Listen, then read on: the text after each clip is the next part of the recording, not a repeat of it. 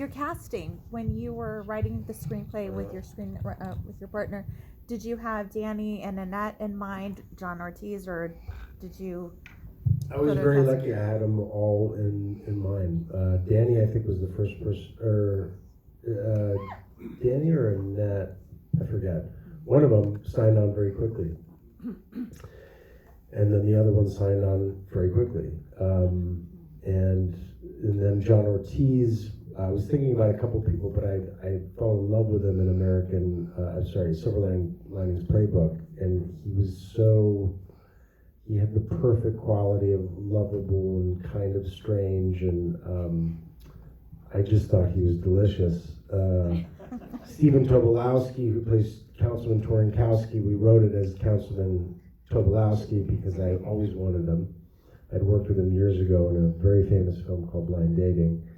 And Stephen is a joy, he's a love, and he actually, the whole film, to me, a lot of it feels like jazz. There's a lot of talking, there's a lot of stuff happening. It's my memories of growing up, of how loud it can be, of just people being non-relational all over the place. And the one time I wanted it to stop was the scene between Stephen and Darren backstage after the Golden Girls thing. And when I gave him the scene to read, and he loved it, he said, Tobolowsky is a trained rabbi. And he's like, this reminds me of the Talmud. And then he takes me through this whole thing about the Talmud, about how in the Talmud you're supposed to apologize and accept apology. So we ended up rewriting the scene in this very Talmudic way to appease Stephen, because he had some great notes. So he was lovely. And DeWanda, we had an actress that we dropped out very last minute, and DeWanda was someone who came to us, and she hopped in right away and was wonderful to work with, and had studied film noir acting in school, and so she was a perfect fit. So I was really an embarrassment of riches when it came to who ended up signing up. Great DP too. Your DP. My DP is Matt Jensen, and Matt Jensen has shot both Wonder Womans that I was in, and shot this TV show called I Am the Night that I did. Oh, that was a great He series. shoots on film. Such a great series. And we shot this in 21 days on film. So with digital, you can, just run it.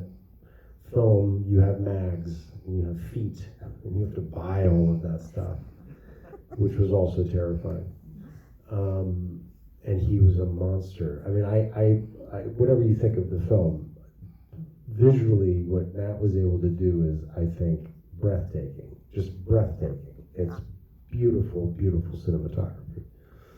Yeah. I have a question, actually. Is there any part of LA that became that you discovered while shooting that you had not been aware of? No. At times?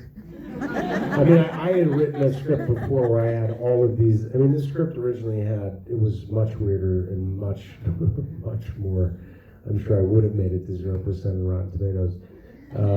But there were dance sequences, there were animated origami sequences, there was all sorts of shit in here. And so what we ended up having to do is kind of distill down for price, like the Biltmore ended up being 4 locations. And then I wanted to shoot at the Topanga Ranch hotels, which are now kind of defunct, but are so rad. I've always wanted, every time I go to the Real Inn over there, I always want to know what's going on in these weird cabins. And they have a great history, you should go research. But we couldn't afford that, so we ended up at Santa Anita Racetrack, and then we shot at Clifton's downtown, which has an incredible history, Clifton's Cafeteria, which used to be a big thing in LA, and then they ended up redoing Clifton's as a bar. It's not my choice for what they would have done, but they redid it really well. It's really beautiful, and it's just that no one would spend money on doing stuff like that anymore. They'd probably build anyway. Didn't Clifton's have a policy of free food for indigent people? Yeah. Well, they don't have that anymore. Any more questions? You have a question? Yeah, I wanted to ask you, how much was, did you have a lot of improvisation, or was it all fully scripted? And also, thank you for the call out to Pie and Burger. Oh, come on now. Pie and a burger. It's a godsend. No, not much of it was improvised, if you can believe it. Danny is wont to kind of do his thing. Danny, but no, it wasn't a lot of improvisation. It was just a big headache for my sound mixer who was trying to figure out how to deal with all of this talking. But Danny, actually, the monologue that he has when we're sitting at Chinatown is something he wrote, because it's something that happened to him. Because I kept on writing him these things, and he didn't want to say anything. I wrote them. And he's like, I got a story. And then he sent me a story. I was like, that one's great. He's like, I can't say it. He's still alive. He lives in Jersey. And then he'd keep on pitching me these stories, and finally we landed on this one about the hash, the brick of hash or whatever, and that's the one we landed on. And then that story about steak and lobster in the beginning is something that happened over quarantine, because I went over to my dad's house, and my dad tells me this hour-long story about getting food from this restaurant, and it's not cooked, but then you have to cook it. My mom's interjecting, and she's like, I just wanted to get rotisserie chicken from Gelson's. And he's like, well, but then we got the thing. It was just went on and on and on. I was like, well, that's going to be in the movie. That's why I think for the double feature or the triple feature, you got to put some Altman in there. Yeah. Because that sequence in the beginning feels very Altman-y to me. Which film? California Split. Oh, yeah, one of my favorites. Yeah. God, I love that. Yeah, It's a good one. So first of all, long goodbye also. Definitely all. Yeah, sure. But I went to Oakwood. Oh, cool. And I was in 5th grade, and I had this teacher named Judy who would always brag about Oh, yeah, teaching. Judy, for sure. And she always said you were very charismatic and nice. And it's interesting to hear that you were like sort of isolated and felt like, I don't know, like not that. So can you talk about like what that experience is like, especially with Darren and like Peter Sellers and being there? Would love to hear about that. Yeah, I don't know if any of you have this feeling, but sometimes you walk in a room and you feel alone with a bunch of people, and that happened to me a lot as a kid. I just felt different. I felt strange, and I'm sure it had a lot to do with my nuclear family, and psychoanalysis can talk about that afterwards. So I don't think I had a lot of self-esteem, and I think I covered that up with being funny. And then I got to high school and I had really bad acne, and so I felt even more apart from the cool group. And so I read a lot, and again covered it with a lot of humor.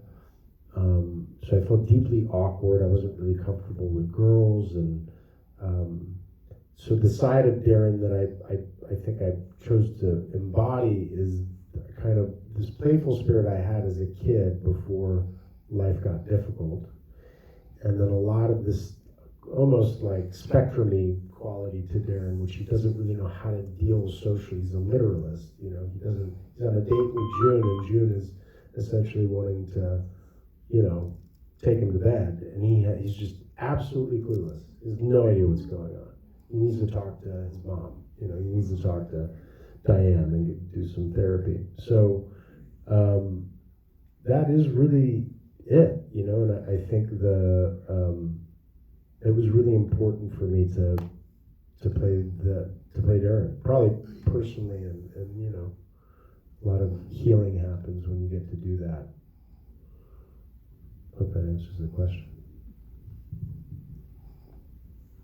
First of all, fuck yeah, Golden Girls. Yeah. Has anyone ever seen Golden Girls live? It's an actual show. So the Golden Girls with the Z, who play the drag group up there, the actual troupe who performs in Los Angeles, and they were at the Casita del Campo in Silver Lake for many years, and now they've changed. But I've been on stage with them. I played Burt Reynolds in a very famous episode. But they were game enough to come and play ball with us, and that scene is a real scene that my writing partner found, where Blanche is talking about how Blanche or Rose? Rose. Rose, thanks. Talks about how she writes Bob Hope because she feels alone, and I couldn't believe it was like manna from heaven because it's exactly what Darren does with Aaron. So that was good stuff. Have you heard from Aaron Brockovich? Aaron Brockovich gave us the thumbs up to use her name, as did Julia Roberts. At one point, Julia Roberts was going to do some of the voiceovers, but that didn't work out. Yeah. Back there. So I watched your interview today, and I need to know where in the valley is your favorite place to get pupusas? The place I went to closed down, and I forget the name, but it doesn't matter anymore because it doesn't exist. But I was eating them especially over strike time. I would take these thing of pupusas and take them to the strike line down at Disney. But it's hysterical that you picked up on pupusas. Oh, gracias por. Well, where do you go? I go to El Metapan. It's in Van Nuys. Okay. They have the cheesiest, biggest pupusas ever. El Metapan. Metapan. Okay, gracias. That's great. Great. El Metapan. Okay. Okay. Any more questions? Nothing. Okay, no. Guys, thanks for coming to the movie theater to see this original film. Sorry I asked 2 questions. Yeah, how dare you?